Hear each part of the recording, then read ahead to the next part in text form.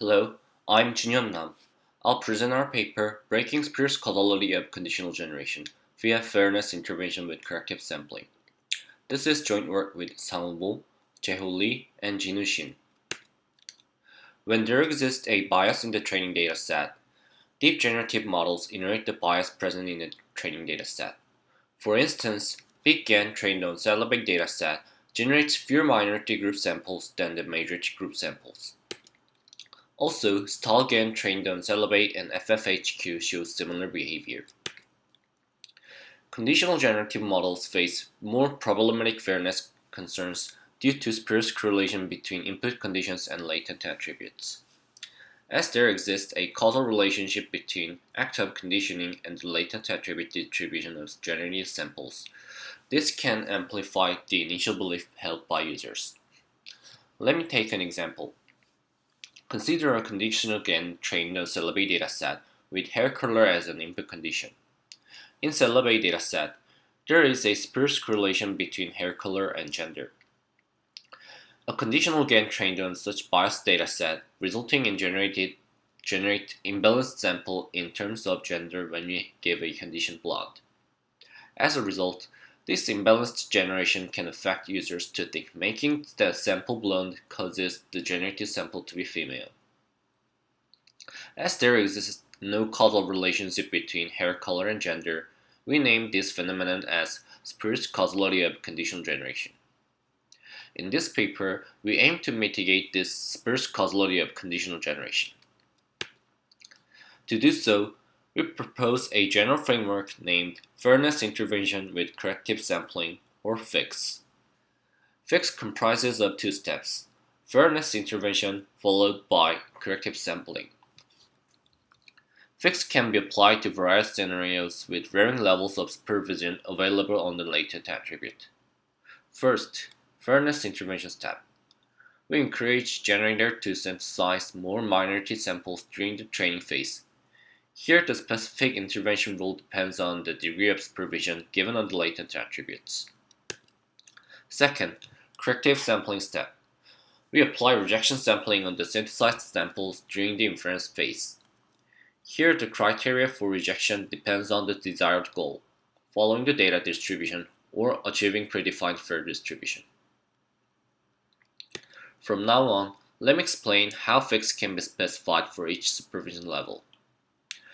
When no supervision on the latent attribute is available, the best one can achieve is learning the original data distribution.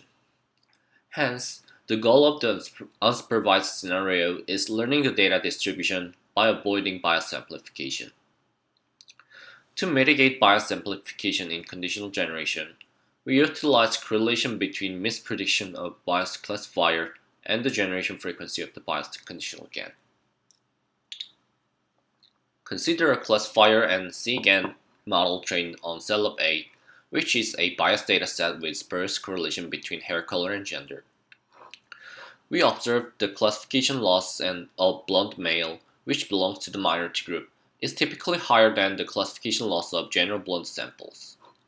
This indicates the possibility of utilizing a biased classifier as a proxy of a sample being minority or not.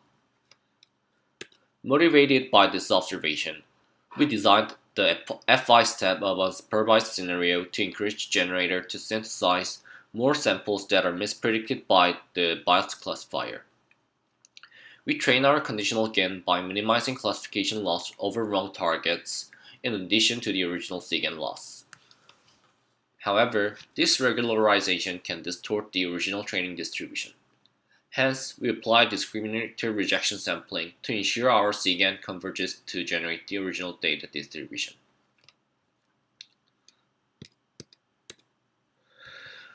When a small number of labels for sensitive attributes are available, we can train an attribute classifier to estimate sensitive attributes. With such classifier, we estimate sensitive attributes labels for all training data and use them as their sensitive attribute. For such a semi-supervised setup, we perform data resampling inversely proportional to the group population defined by the combination of label and the sensitive attributes as an FI step. For CS step, We perform rejection sampling using the sensitive attribute classifier to control the desired group ratio. We perform experiments on various scenarios, including unsupervised, weakly supervised, and semi-supervised setup. The goal of unsupervised setup is to recover data distribution. We evaluate our algorithms on two perspectives: intra-FID and minority attribute occurrence. Since we cannot have the ground truth attribute label for generated samples, we compare the minority attribute occurrence using the estimated one using the sensitive attribute classifier. In both of the words, FICS performs the best of all considered minority attributes. For supervised setup, the goal is to achieve predefined fair distribution. One may think the minority occurrence of male for blonde samples should be 50%, or other people may think it should be 30%. As the notion of fairness is different for people, we aim to achieve a predefined minority occurrence ratio. Here, we consider two minority occurrence ratios, 30% and 50%. In the weakly supervised scenario, all the methods have gap with the semi-supervised methods since they rely on weaker form of supervision. Still, our method significantly reduces the gap, particularly in terms of minority occurrence ratio. In the semi-supervised scenario, both methods show comparable minority occurrence ratio, and our methods show slightly better intra-FID. Finally, let me conclude our presentation.